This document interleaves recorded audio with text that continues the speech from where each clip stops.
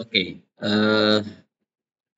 selamat datang lagi di video selanjutnya. Di video kali ini, dari sekarang sampai selesai, mungkin kita akan ngebahas sesi backend untuk web kita yang Toserba itu. Nah, untuk di backend ada banyak dependencies yang harus kita install. Nanti saya akan jelaskan satu-satu. Di video kali ini kita buat persiapannya dulu gitu ya. Nanti di video-video berikutnya akan langsung diterapkan satu persatu. Itu nanti kita ngikutin alurnya dari membuat user, register user, kemudian kita pakai autentikasi, token, semuanya nanti saya akan bahas secara detail. Untuk video kali ini kita akan langsung buat server kita ya menggunakan Node.js.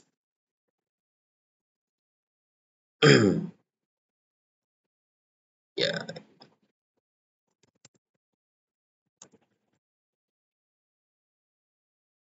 kita akan langsung inisiasi npm-nya seperti biasa, npm init gitu ya.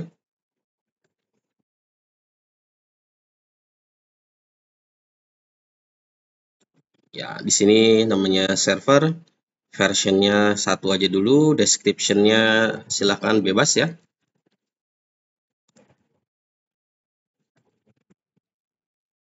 Kemudian entry point-nya, saya nggak menggunakan index.js, tapi nanti entry point-nya itu adalah server.js.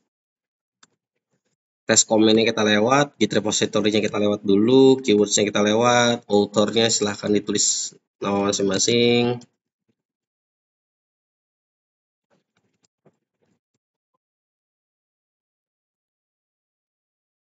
Oke, sudah oke. Nah, kalau kita lihat di folder servernya sudah ada package.json-nya di sini. Yang ini kita buang dulu ya terminalnya. Oke, sekarang kita clear dulu. Akan ada beberapa dependencies yang harus diinstal. npm-i yang pertama ini yang paling penting, body parser ya. Ini seperti biasa, body parser fungsinya untuk menerima data dari front end. Kemudian cookie parser juga. Jadi nanti kita akan login ke Toserba itu, nanti ada tokennya simpan di cookie-nya itu nanti ada dari front end, nanti dikirim ke back end menggunakan cookie parser. Kemudian ada course ya. Nanti course ini setiap domain yang akan minta ke backend kita, anggaplah domain itu front end-nya. Nanti misalkan nama domainnya itu toserba.com. Jadi nanti di backend divalidasi apakah permintaan itu benar dari toserba.com. Jadi kalau bukan toserba.com itu nanti akan ditolak. Kita menggunakan yang namanya course. Kemudian kita menggunakan namanya .env. Nanti untuk menghandle file env-nya. Kemudian kita pakai Node.js apa namanya? Express ya, Express.js. Kemudian kita pakai Express Session ya, Express Sessions. Kemudian kita pakai yang namanya fs. Nanti fs ini nanti untuk menghandle apa namanya? Gambar. Jadi ketika kita membuat sebuah produk kan ada gambarnya tuh ya. Jadi nanti gambarnya kita taruh di server kita. Jadi di sini kita akan menggunakan fs dulu untuk untuk menjoinkan folder image yang kita. Nanti di kedepannya mudah-mudahan paham. Nanti ada penjelasan lebih detailnya. Kemudian kita pakai yang namanya JSON Web Token. Nah, fungsi JSON Web Token ini setelah user registrasi atau dia login, dia akan punya tokennya sebagai akses atau sebagai otorisasi lah ya, atau sebagai otorisasi dari usernya. Jadi misal kalau dia nggak punya tokennya, berarti dia nggak bisa melakukan request ke backend kita. Misal ada kita punya endpoint untuk menambahkan produk gitu ya. Nanti misalkan ada user dia minta endpoint itu, melakukan request ke endpoint itu, nanti akan dicek dari token itu apakah token itu punya role admin atau tidak. Kalau dia bukan admin berarti nanti tertolak. Kita nanti pakai token ya. Nama dependensinya JSON Web Token. Kemudian kita pakai midtrans ya, midtrans client. Setelah itu midtrans client udah paham lah ya. Jadi kita menggunakan pembayaran menggunakan midtrans. Kemudian database-nya kita akan pakai Mongoose. Mongoose ya, kita pakai Mongoose. Kemudian kita menggunakan dependensi lain lagi, Mongoose find or create. Nah, nanti untuk ini saya jelaskan nanti kalau sudah masuk ke pembuatan usernya. Mongoose find or create. Kemudian kita pakai Malter. Nah, Malter ini untuk menerima image dari front end ke back end, kemudian disimpan di satu folder. Nanti folder itu dijadikan public folder gitu ya, bisa bisa diakses sama front end gitu. Nah, nanti ini sambungannya sama yang fs ini ya. Oke, kita Malter. Setelah Malter kita menggunakan node node Raja Ongkir. Nah, ini nanti untuk menghitung ongkir ya, secara otomatis kita pakai third party namanya Raja Ongkir. Nanti saya buka webnya. Kemudian ada node mailer. Kita akan mengirim email dari server kita yaitu Node.js itu ke Gmail atau ke email-email lainnya, bisa menggunakan node mailer. Kemudian kita pakai nodemon juga ya, pakai nodemon ini nggak perlu saya jelaskan lah. Kemudian ada passport nanti untuk menghandle registrasi, login dan lain sebagainya. Kemudian ada lagi namanya passport Google Oath ya, Oath 2 ini. Nanti ini untuk menghandle login menggunakan Google. Kalau Anda coba di demo aplikasi itu, demo Toserba, ada yang nggak bisa pakai Google ya, loginnya nggak bisa login atau registernya dia nggak bisa pakai Google karena domainnya belum saya tambahkan di Google-nya, di Google di Gmail kalau nggak salah ya. Nanti saya praktekkan juga ya. Nanti kalau udah sampai ke halaman ke video bagian registrasi dengan Google. Kemudian ada namanya password lokal. Nanti ini password lokal itu kalau dia nggak pakai Google gitu ya. Kemudian ada lagi password lokal Mongoose. Ya, ini banyak dependencies yang kita gunakan. Seperti ini dulu, kita coba install dulu semuanya ya.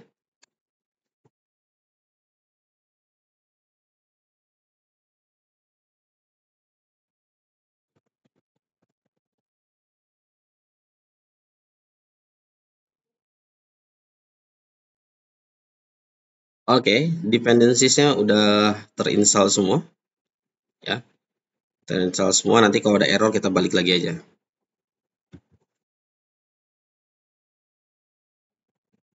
Sebentar, kita hapus dulu ininya.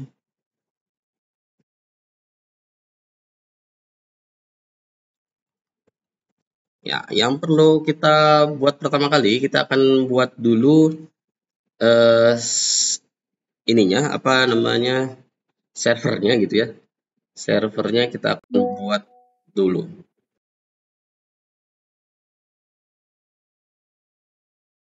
Nah, di sini. Oke, servernya pertama ada dua file yang harus kita buat. Yang pertama app.js. Kemudian server.js gini ya. Server.js. Jadi nanti ini entry point-nya di sini. Kita akan bikin dulu app.js ya.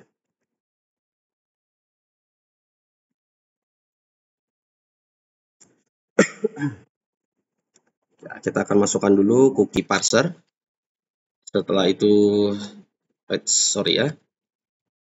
session. Oke, kemudian password.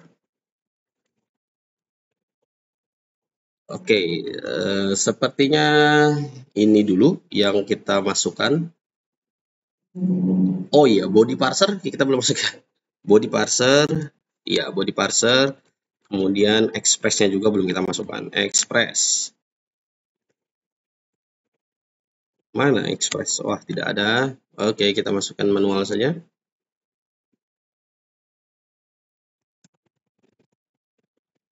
Oke. Ada satu yang perlu kita perhatikan. Saya nggak pakai yang biasa ya. Saya mau pakai yang ES6 gitu. Jadi di sini kita tulis dulu type, nggak pakai CommonJS, maksudnya kita pakai type modul. Jadi kalau type modul di sini dia bukan cons tapi dia import gitu ya. Kita ulangi lagi. Kita masukkan dulu express-nya. Oke, belum masuk nih. Body parser-nya. Jangan seperti ini, masih seperti ini ya. Oke, kita masukkan secara manual aja. Import body parser. Sip.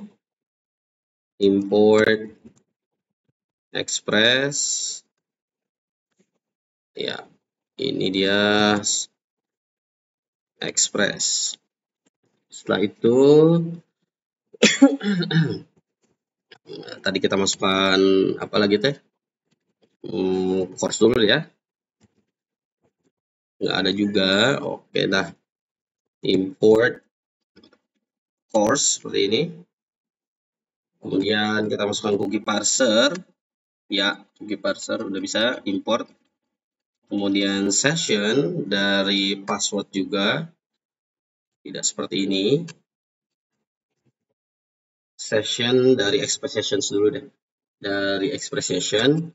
Kemudian passport. Ya. Setelah itu apa lagi? Passport udah. Oke, kalau udah langsung kita buat app-nya. Ya, express seperti ini. Kemudian app.use. Kita pakai course dulu ya. Oke, course dulu seperti ini. Nanti akan ada beberapa spesifikasi ya. Spesifikasi. Ada beberapa nilai yang harus kita masukkan di course, tapi nanti belakangan aja. App.use cookie parser seperti ini.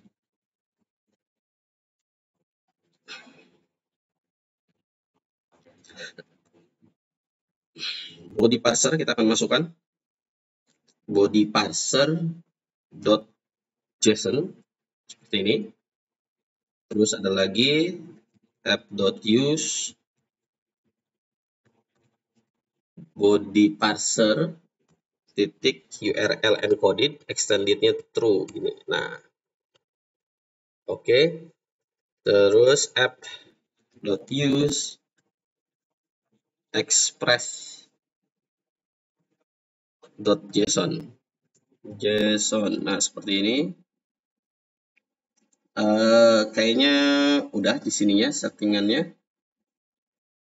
Ya, nanti ada lagi kita pakai yang namanya express session ya. Nanti belakangan. Nanti kalau udah masuk ke login kita pakai express.session. Sekarang sampai sini kayaknya cukup dulu. Ya, cukup dulu. Kita akan export dulu. Export default app. Ini ya. Setelah ini session sama password nanti saya akan gunakan kalau sudah masuk ke login. Sudah seperti ini kita akan setting servernya gitu ya. Jadi nanti server itu sebagai entry point-nya. Yang pertama kita akan masukkan import .env /config gitu ya. Jadi nanti untuk menghandle file env di servernya. Kemudian kita import dulu app-nya. Setelah itu kita akan bikin app-get. App-get ya, app-get seperti ini. Kemudian refresh.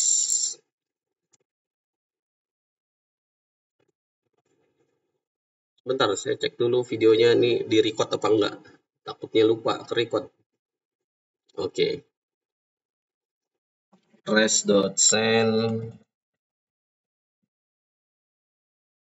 server aktif gitu ya. Kemudian app.listen, ini kita akan listen portnya. Portnya kita bikin dulu di sini, misalkan cons forward ini terserah, saya mau 2000 dulu gitu ya. Kita di portnya 2000. Kemudian kita akan log gitu, console log server is listening on port gitu. Nah, bebas nanti terserah mau pakai bahasa Indonesia misalkan juga boleh. Kita save dulu. Oke, kemudian di package.json-nya ada beberapa yang harus kita rubah di bagian script-nya ya. Ya, kita masukkan dev misalkan di sini. Terserah ininya apa namanya. Di sini pakai node-mon itu.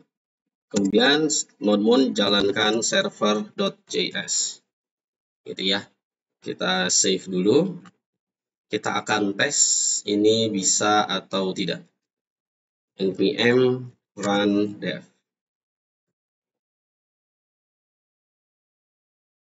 Ya, ada beberapa kesalahan di sini. Ya, di servernya kalau kita lihat ini app doang karena kita pakai type module yang dimana itu adalah ES6. Jadi kita harus menuliskan ekstensinya app.js gitu ya. Terus kita save, kita cek udah bisa apa dulu. App.use-nya salah. Nah, ini dia nih salah nih. App titik. Oke, save. Nah, jalan ya. Jadi perlu diingat kalau kita pakai ES6 atau type-nya module, di sini setiap kita mengimport filenya, misalkan ada app.js itu ditulis ekstensinya jadi app.js gitu. Oke, nanti setelah ini kita akan masukkan database-nya dulu. Database-nya menggunakan Mongoose ya, MongoDB maksudnya. Nanti Anda akan belajar bagaimana cara mengkoneksikan MongoDB dengan server kita. Sebelum itu yang belum punya MongoDB-nya silahkan daftar dulu di MongoDB, nanti MongoDB Atlas kalau nggak salah ya. Nanti saya akan praktekkan bagaimana cara daftarnya. Setelah itu nanti kita akan download yang namanya MongoDB Kompas. Ya, MongoDB Kompas, nanti saya akan tunjukkan dulu tampilannya seperti apa. Jadi ini grafik user interface-nya ini lebih mudah ya. Jadi nanti ketika sudah daftar di MongoDB-nya, nanti download dulu MongoDB Kompasnya, nanti kita akan mengakses database dari sini. Ya. Oke, sampai jumpa di video berikutnya. Ya, sampai jumpa.